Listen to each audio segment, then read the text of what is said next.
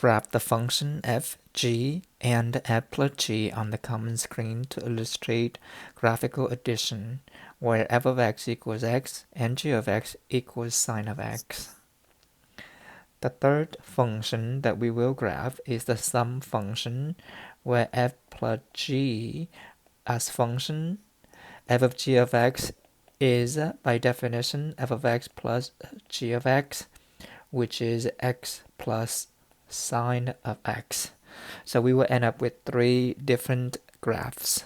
First, we will graph the identity function, and then we will graph the trigonometric function sine of x.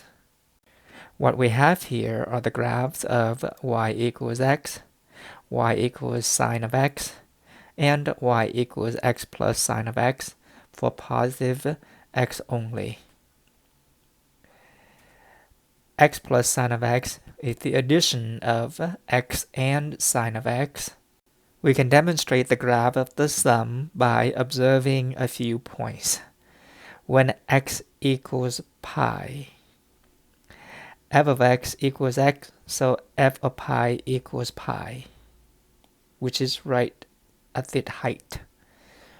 When x equals pi, g of x equals sine of x, so g of pi equals sine of pi, which is 0. And so when x equals pi, we're adding pi to 0, which gives us pi, which is this point. Similarly, when x equals 0, f of 0 is 0, and g of 0 is 0. So 0 plus 0 would give us 0. And when x equals pi over 2, f of pi over 2 is pi over 2, and g of pi over 2 is sine of pi over 2, which is 1. And so we end up with pi over 2 plus 1, which is this point up here. Now the graph is a collection of points.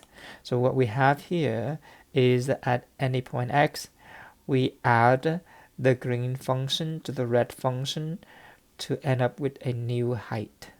And that height, or the collection of these points, is the graph of the sum x plus sine of x.